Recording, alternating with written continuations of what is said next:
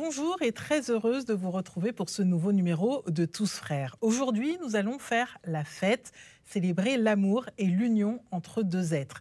Dans cette émission consacrée à l'hindouisme, immersion dans les traditions et la symbolique du mariage. Comment sont organisés les mariages et quel est le rôle de la famille dans cet événement tant attendu par les proches et les amis. Autant de points que nous détaillerons. Selon un proverbe indien, l'amour ne dure qu'un seul jour et ce jour n'a de cesse. Sur l'île de la Réunion, une tradition est célébrée tous les ans, celle du mariage de divinités dans un temple hindou. Des divinités considérées comme des modèles à suivre pour les fidèles qui assistent nombreux à cette union. Rencontre ensuite avec une famille d'Indiens. Pour les Kadivel Petiai, le mariage est aussi une affaire de tradition. Les trois filles se sont mariées dans le temple familial et celui qui a célébré ces différentes unions est leur père, des événements gravés dans leur mémoire. Dans la chronique cette semaine, nous verrons comment le sacrement du mariage est célébré chez les catholiques. Se marier, comme dans l'histoire du mariage de la princesse Savitri. Son père s'oppose à son union, mais que va faire la princesse? Je laisse Luciano vous raconter cette histoire.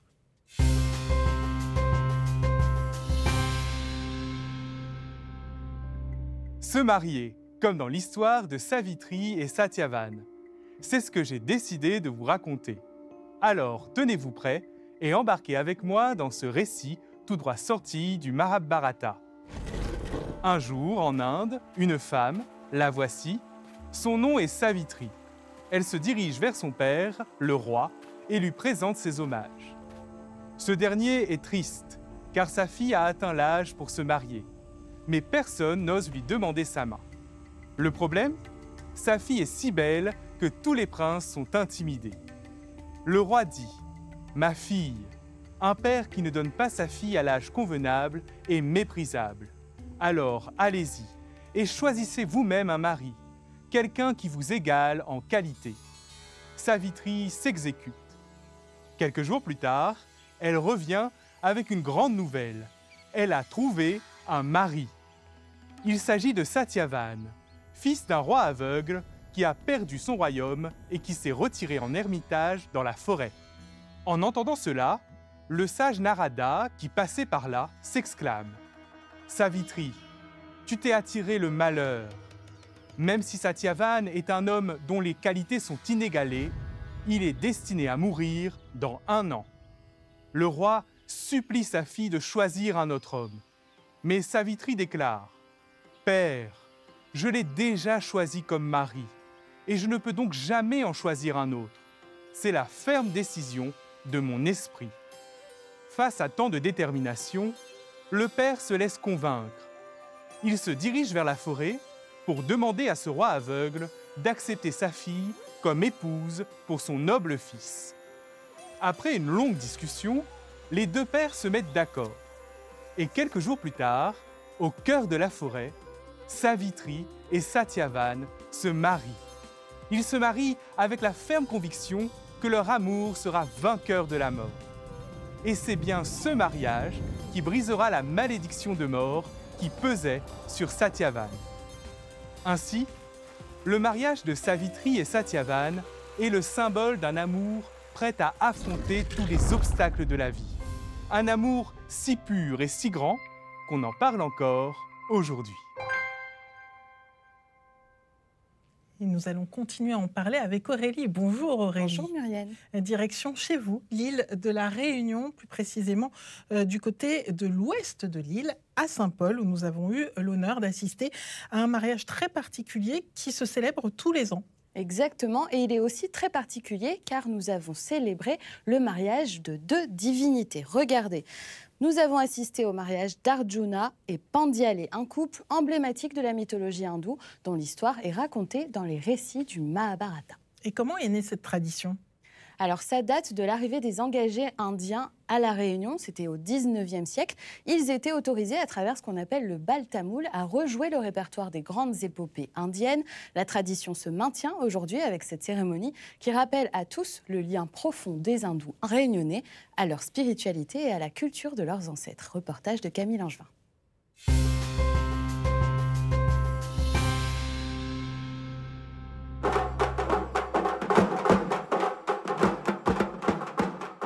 alors que les préparatifs de la cérémonie du mariage des divinités se mettent en place au même moment, à côté du temple, dans la maison familiale.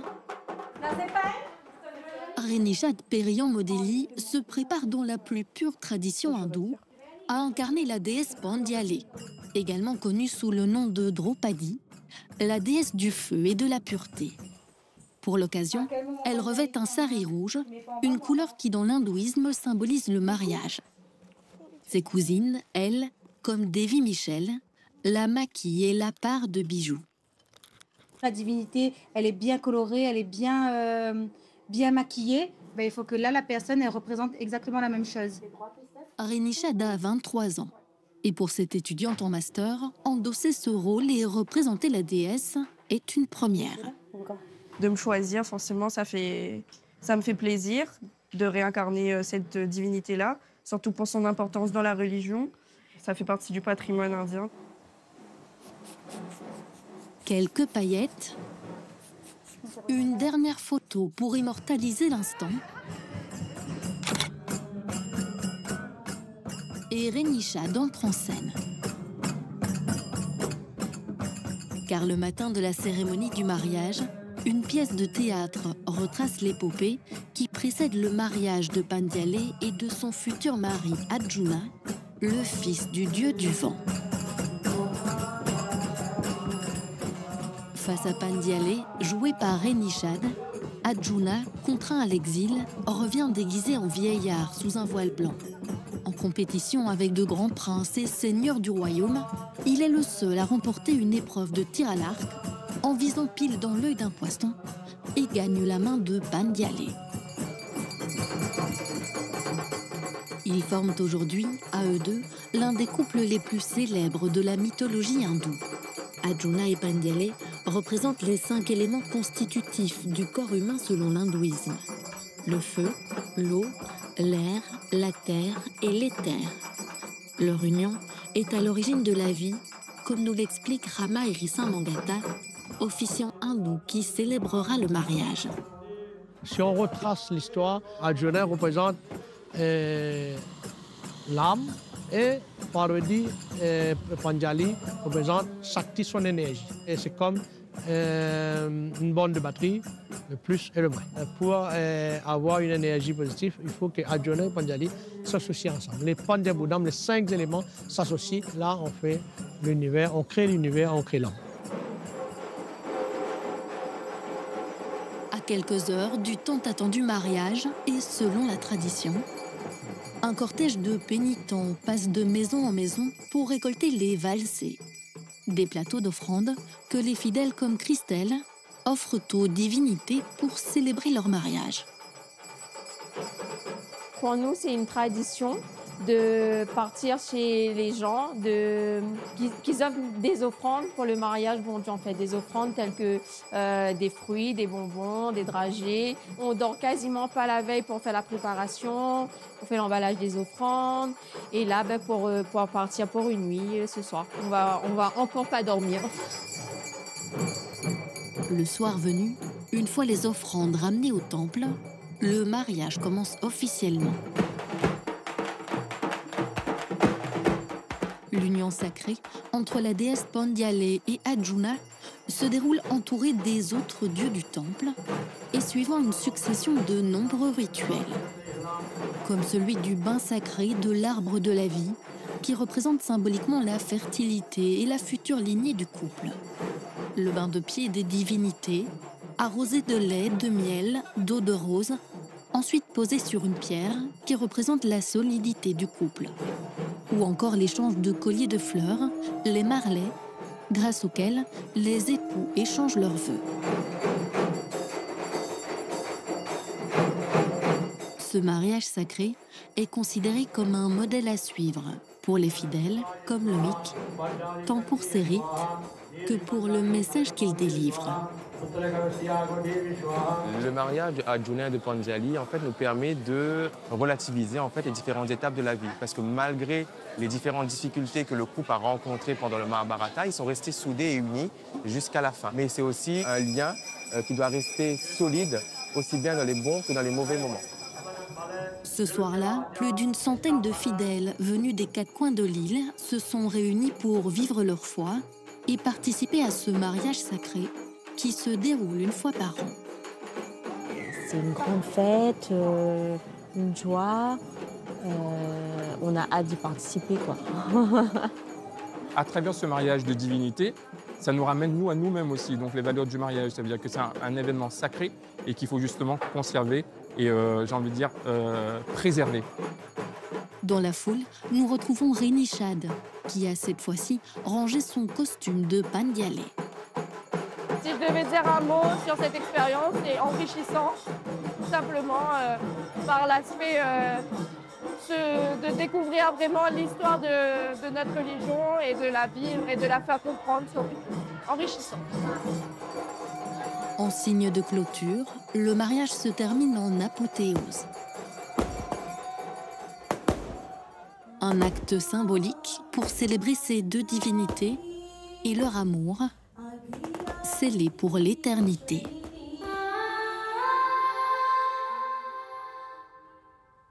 Et parlons mariage avec notre invité. Pour cela, direction la Guadeloupe, plus précisément depuis Le Moule, où nous allons rencontrer donc Jocelyn Nagapin-Poussari. Bonjour et merci d'être avec nous. Alors, j'ai une question. En tant que Poussari, avez-vous déjà célébré des mariages et ont-ils été nombreux et heureux? Oui, bonjour. En tant que Poussari, j'ai déjà célébré plusieurs mariages et jusqu'à maintenant, les gens sont heureux. Vous rejouez aussi des épopées hindoues en Guadeloupe, à travers le Nadron notamment. Est-ce qu'il y a aussi des mariages qui sont célébrés comme celui de la Réunion? Non, on ne fait pas exactement comme à la Réunion. Lorsque nous faisons le mariage de deux êtres, c'est dans le temple, mais ça existe lorsque nous faisons des Nadrons, où nous faisons par exemple le mariage de Rama et de Sita. Nous faisons plusieurs mariages des héros lors des Nadrons, mais pas exactement en grande pompe comme cela se fait à la Réunion. Et quand vous célébrez des mariages, qu'est-ce qui vous touche particulièrement? Alors, lors de la célébration de mariage, ce qui me touche vraiment, c'est lorsqu'on fait l'échange des colliers de fleurs, lorsqu'on se lave les pieds mutuellement, enfin les époux se lavent les pieds mutuellement, lorsqu'on fait les 7 tours du feu, alors là, c'est merveilleux. Et on aurait dit c'est le ciel qui descend et qui emmène ces deux époux vers les cieux. Et pourquoi 7 tours du feu? C'est quoi la symbolique? Alors, la symbolique, faire le tour du feu, déjà c'est faire le tour du monde. Et les 7 tours présentent les 7 vœux lors du mariage pour consolider, pour être solide pour l'éternité. Ce n'est pas seulement le corps qui se marie, mais l'âme. Alors, si l'âme se marie aujourd'hui, les âmes se marient aujourd'hui, les notions d'âme, eh bien, c'est que dans d'autres vies, il y avait déjà ce mariage. Et nous le faisons, nous le répétons sur terre, mais c'est déjà fait dans les cieux. Et pourquoi c'est important pour les futurs mariés d'aller voir un astrologue avant de décider du jour du mariage? Alors, effectivement, avant de se marier, les parents de la fille vont voir avec le parent du bonhomme un astrologue, un Panjo-Kalin, pour définir la date et l'heure du mariage. Parce qu'il y a des moments propices pour le mariage et des moments non propices. Si un mariage se fait à un moment non propice, est promis à divorcer, finalement. Mais quand c'est un moment vraiment propice, un bon moment calculé par l'astrologue, eh bien, c'est quelque chose qui dure toute leur vie et même au-delà de cette vie terrestre. Et ça veut dire quoi un moment propice pour un mariage? C'est par rapport aux étoiles? Alors, il y a les étoiles, une configuration planétaire avec les étoiles déjà de la naissance des deux époux. Donc, cette date choisie va consolider ce côté positif, ce côté harmonieux entre les deux êtres. Donc, pour que ça puisse durer toute la vie, donc il faut et avoir la prospérité, avoir des enfants, à construire quelque chose dans la vie, construire une maison, etc. etc. Donc, ça se fait avec le calcul des astres, la configuration planétaire propice à ce grand jour de mariage. Et avant ça, avant le mariage, est-ce qu'il y a une préparation particulière chez les hindous? Oui, chez les hindous, il y a une préparation particulière puisqu'il faut jeûner. Il faut faire 3 jours de jeûne. Toutes les personnes qui y participent doivent faire 3 jours de jeûne. Et le mariage dure plusieurs jours. Alors, c'est entre 3 et 7 jours. Ça dépend des régions et ça dépend du côté social des époux et de la famille. Donc, on peut le faire un seul jour. En 3 jours, c'est l'optimum pour célébrer un mariage. Mais bien longtemps avant, il y a tout un côté préparatif, préparer les colliers de fleurs, préparer les habits, préparer le jour où on va faire le haldi, c'est-à-dire passer le safran, le turmeric sur la mariée, etc., etc. Donc, tout est préparé à l'avance d'une manière très minutieuse. Et pourquoi ces jours de jeûne sont-ils importants? Alors, il faut jeûner puisqu'on fait la prière, on fait la puja de Ganesh, de Sarasvati, de Lakshmi. Donc, pour pouvoir faire une puja, il faut se préparer mentalement et physiquement. Donc, c'est pour ça qu'il faut se purifier pour ne pas avoir de graisse animale dans le sang. Est-ce que pour les femmes, il y a une préparation particulière aussi? Donc, pour les femmes aussi, parce qu'il ne faut pas qu'elles aient leurs règles. Donc, parce que il faut pas avoir un côté impur, il faut voir le côté pur des choses. La pureté pour recevoir Ganesh. Déjà, c'est Ganesh qu'on appelle en premier pour célébrer le mariage. Après tout le cérémonial, je dirais, du mariage. Vous avez parlé des femmes, mais est-ce que les hommes ont aussi une préparation particulière? Oui, les hommes font leur jeûne de ne pas manger de la viande, de ne pas avoir de relations, etc. Et mentalement, d'avoir un côté positif pour ne pas penser au négatif. Eh bien, merci beaucoup pour toutes ces explications et donc de nous avoir éclairés sur se marier de façon hindoue. En tout cas, on a compris, il faut une bonne préparation. Merci Jocelyn Nagapin. Je rappelle que vous êtes Poussari. Prenons maintenant la direction, toujours, restons à La Réunion. J'ai envie de voyager, donc c'est pour ça. Nous allons à Bras-Panon à la rencontre d'une famille pour qui le mariage est plus qu'une tradition. Exactement, et ce n'est pas un portrait comme les autres qu'on va voir aujourd'hui. Nous avons décidé de vous parler du mariage sur 3 générations. Alors, regardez. Ici, on a les grands-parents, là, en photo. Ensuite, on a les parents, donc vous voyez Bertrand ici et Carole. Et enfin, on a les 3 filles. Alors, il y a Angalamé, Vimala et Véli et leurs compagnons respectifs qui se sont mariés il y a quelques mois. Et qui a célébré le mariage? Le papa. Donc c'est Bertrand, qu'on appelle Daddy à La Réunion. Il est Poussari. Il est très connu dans la communauté hindoue. Alors les hommes de sa famille sont Poussari depuis 3 générations et avec ses filles, la transmission se poursuit. Reportage d'Annabelle Licence et Renaud Roux.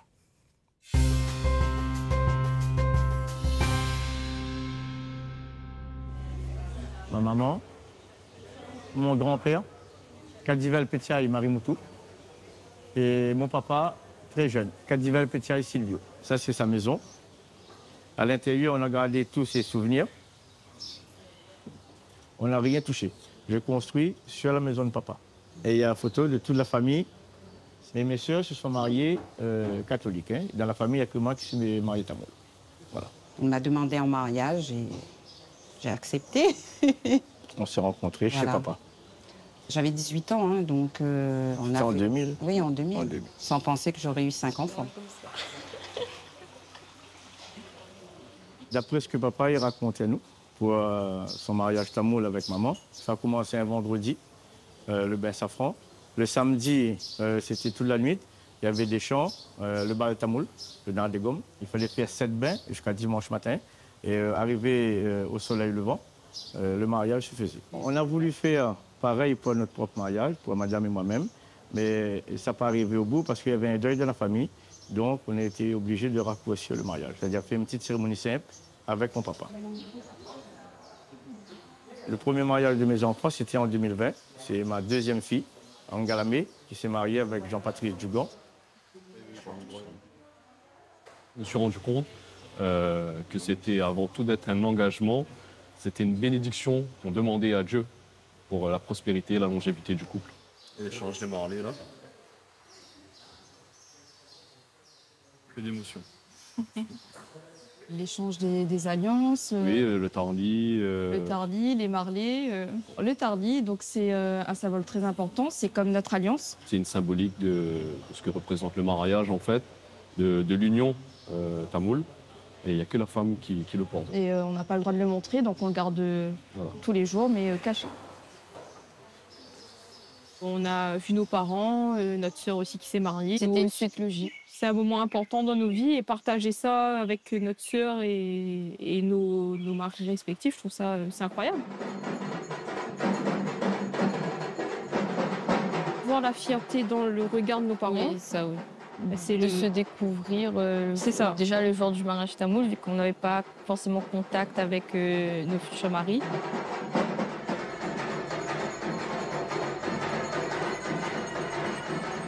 C'est le jour du mariage tamoul, le fait de les revoir après tant de temps sans se parler. Se voir habillés mutuellement, c'est un moment important. C'est notre papa qui a regardé la date en fonction de la lune, du calendrier. Et après, c'est avec les ancêtres qui a été décidé la date du mariage tamoul et du mariage civil. Nos ancêtres sont là, ils nous regardent. Et ils sont également fiers de nous. Oui. Parce que c'est quand même leur tradition. C'est important de transmettre ces valeurs et de montrer à nos enfants aussi que c'est un héritage que notre grand-père et que leur arrière-grand-père ont laissé et qu'il faudrait perpétuer sur du long terme, pour des années à venir.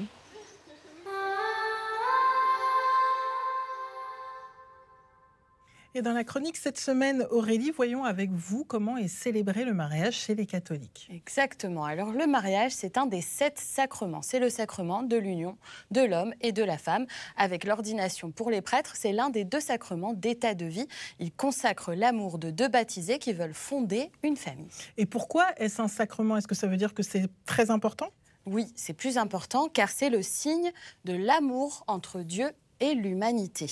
Et d'ailleurs, dans la Bible, Dieu compare la relation qu'il veut établir avec son peuple à une alliance.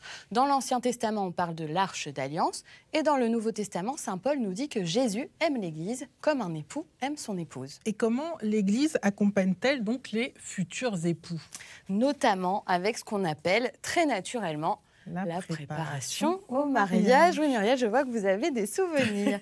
C'est un passage obligé pour les catholiques. En général, elle se déroule dans l'année qui précède le mariage. Les fiancés sont accompagnés par un prêtre ou un diacre. Il y a des séances individuelles et des séances de groupe avec d'autres jeunes couples ou des couples accompagnateurs qui ont bien souvent de longues années de mariage derrière eux. Je confirme. Et à quoi ça sert? Alors, le but des futurs époux, à travers cette préparation au mariage, c'est de comprendre le sens profond du mariage chrétien et ce à quoi il s'engage. Ce qui est résumé dans les 4 piliers du mariage et qu'on entend dans chaque célébration lors de l'échange des consentements. Muriel, est-ce que vous vous rappelez de ça? Ouh là là! Regardez. Alors, on a la liberté de consentement. Ne pas se marier par peur ou par obligation, mais vraiment parce qu'on le veut. Ensuite, on a la fidélité, en se promettant amour mutuel et respect. On a l'indissolubilité, notamment en lien avec la notion sacramentelle de l'union, donc qu'on ne peut pas défaire. Et enfin, on a la fécondité et l'ouverture à la vie, donc aux enfants, car pour les catholiques, le mariage est avant tout l'acte fondateur de la famille. Et comment ça se passe si on ne peut pas avoir d'enfants? Je savais que vous me poseriez la question, j'ai donc préparé la réponse. Attention, la fécondité ne veut pas dire la fertilité. Si un couple marié ne peut pas avoir d'enfants, ça n'en fait pas moins un couple fécond. On peut donner de l'amour, être au service de son prochain et être aussi fécond qu'en donnant naissance à des enfants. En résumé, pour les chrétiens, Dieu connaît chaque homme individuellement et l'appelle à venir vers lui de différentes manières, y compris à travers le mariage. Recevoir ce sacrement devient alors pleinement une vocation pour un chrétien, car c'est le symbole de l'alliance entre Dieu et l'humanité. Merci Aurélie. Et je vous invite à aller sur le site internet du Jour du Seigneur, car toute une page est consacrée à la préparation au mariage et la vie de couple, comme nous l'a expliqué Aurélie. Et cette information insolite sur le site d'Outre-mer, la première, figurez-vous qu'à Saint-Pierre-et-Miquelon, eh bien, c'est l'une des destinations prisées par les étrangers et les métropolitains pour se marier, car pour se marier, pas besoin de résider sur l'archipel. Ça doit laisser des beaux souvenirs. Exactement. Et rendez-vous sur nos réseaux sociaux et sur notre site internet. Vous pourrez retrouver toutes nos émissions avec des contenus sélectionnés par la rédaction, dont certains sont complètement inédits. Vous ne les avez jamais vus, alors rendez-vous là-bas sur les réseaux sociaux de Tous Frères. Alors vous, Muriel, dites-moi, est-ce qu'il y a un mariage qui vous a marqué ? Tadam ! Le mien, mais j'en parlerai pas là. Non, un mariage qui m'a beaucoup marqué, c'est je suis partie à l'île Maurice. La famille du marié était hindoue, enfin originaire d'Inde, et pour les honorer, on s'était tout habillés en sari. Ça avait beaucoup plu à la famille du marié qui avait trouvé qu'on les avait honorés. Waouh! Alors moi, j'ai participé à beaucoup de mariages de plusieurs communautés et j'ai l'impression qu'on a toujours les mêmes fondamentaux en fait. Il y a évidemment la spiritualité, la fierté des parents, les matantes qui critiquent le repas. Alors ça, vraiment, c'est fondamental. Et puis, mais finalement, quand on retrouve les photos de cet événement-là si particulier, on a l'impression que le temps s'est suspendu au-dessus de cet événement-là, de ce passage d'une vie à l'autre finalement pour les futurs mariés d'alors. Eh bien, en espérant que vous aussi, vous avez de beaux souvenirs de mariage, n'hésitez pas à nous les partager, en espérant que cela vous inspire. Très belle semaine.